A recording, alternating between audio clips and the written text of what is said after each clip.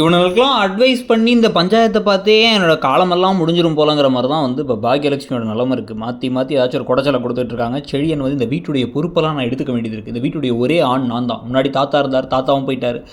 அப்பா வந்து வீட்டை விட்டே போயாச்சு, எழிலும் வீட்டை விட்டு போயிட்டான். நான் தானே ஒரே ஆம்பளை அப்படின்லாம் வந்து பேச, சரி எல்லாம் ஓகேடா தம்பி, நீ இந்த வீட்டில் திடீர்னு இப்போ தாத்தாவுடைய மரணத்துக்கு பிறகு என்ன எக்ஸ்ட்ரா ஒர்க் எடுத்துக்கிட்ட, என்ன உனக்கு பொறுப்பு இருக்குது, என்ன புதுசாக எடுத்துக்கிட்டேன்னா, இல்லைம்மா வரும்ல அப்படிங்கிறார். ஒன்றுமே வரதுக்கு முன்னாடியே வந்துருன்னு சொல்லிட்டு போய் குடிக்க போயிட்டே நீ அப்படின்ட்டு, அப்போ நாங்களும் போய் குடிக்க போனால் கரெக்டாக இருக்குமா, இந்த மாதிரி முட்டாள்தனமாக எதையும் பேசிகிட்டு இருக்காது போ அப்படிங்கிற மாதிரி வந்து பேசிடுறாங்க பாக்கியா. ஆனால் ஆக்சுவலாக வந்து பார்த்திங்க அப்படின்னா வந்து அவருக்கு இப்போ இந்த வேலையில் இருக்க டென்ஷனுங்கிற விஷயத்தை அவர் இன்னமும் வந்து தெளிவாக சொல்ல மாட்டார். வேலையில் வந்து பயம் இருக்குது அப்படிங்கிறத அவங்க அம்மா கிட்ட தெளிவாக சொல்லலை.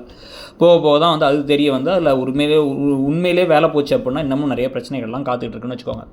இதுக்கு நடுவில் அந்த ஷெஃப் வந்து எல்லா வேலையும் அவரே செஞ்சிடறாரு, இழுத்து போட்டு செஞ்சிடறாரு ஆனந்த் அப்படின்னு சொல்லிட்டு வந்து இந்த பக்கம் செல்வி சொல்லிகிட்டு இருக்க, அவர் ரசமலாய் செஞ்சுட்டு வந்து கொடுக்குறாரு. ரசமலையில் ஏதோ வித்தியாசமாக இருக்கே அப்படின்னு கேட்டால் அது என் சீக்ரெட் இன்க்ரீடியன்ட், அது கேட்காதீங்கிறார்.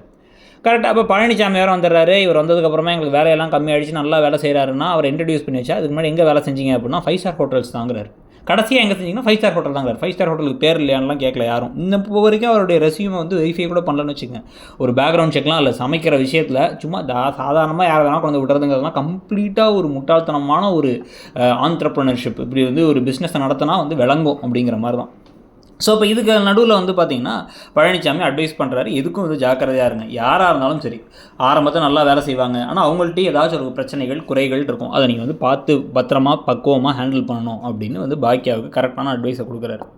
ஸோ இதுக்கு நடுவில் வந்து பார்த்திங்க அப்படின்னா வந்து இந்த கலையபரங்களுக்கு இடையில் இப்போ வந்து இனியாவுடைய காலேஜில் அந்த யார் அந்த காம்படிஷனில் ஜெயிச்சா செலக்ட் ஆகிருக்கா அந்த ஆடிஷன்ஸ்ன்னு சொல்லிட்டு சொல்கிறாங்க. ஆடிஷனில் செலக்ட் ஆகிடுச்சுன்னு சொல்லி சொல்லும்பொழுது சூப்பரான டான்ஸஸ் எல்லாம் வரிசையாக செலக்ட் பண்ண அப்படியே கோவமாக இனியா கிளம்புறாங்க, நம்ம பேரை கூப்பிடலன்ட்டு. கடைசி பேராக இனியாவை கூப்பிட்றாங்க. இனியா ஒரே குஷி ஆகிட்டாங்க, அப்படின்னு சொல்லிட்டு மேலே போய் டான்ஸ் ஆடாத குறையாக வந்து எல்லோரும் கட்டி பிடிச்சி சூப்பர் இனியான்னு சொல்ல சவுத் சென்னையிலேருந்தே 5-6 பேர் தான் வந்து செலக்ட் ஆகிருக்காங்க. அதில் இனியாவும் ஒரு ஆள். இனியாவுடைய டான்ஸ் திறமையை பார்த்து அந்த அரங்கமே ஆடி போயிடுச்சு, அப்படியே அதிரடி கரகோஷங்கள் அப்படிங்கிற மாதிரிலாம் வந்து பேச அவங்க அப்படியே வந்து இந்த வீட்டில் எப்படி இதை சொல்லலாம் அப்படின்னு வந்து நிற்கிறாங்க. வீட்டில் வந்து ஏற்கனவே வந்து பாட்டியே டான்ஸ் ஆடுவாங்க, பாக்கியாவும் டான்ஸ் ஆடுவாங்கலாம் தெரிஞ்சவொடனே நீங்கள் எல்லாருமே டான்ஸ் ஆடுவீங்களா அப்படின்னா அவங்கள்ட்ட ஒரு முக்கியமான விஷயத்தை சொல்ல போகிறேன் அப்படின்னு சொல்லிட்டு ஸ்கூலில் ஒரு காலேஜில் ஒரு டான்ஸ் காம்படிஷன் நடந்துச்சு, அதில் நான் கலந்துக்கிட்டேன், அதில் வந்து நான் வந்து செலக்ட் ஆகிட்டேன் அப்படிங்க.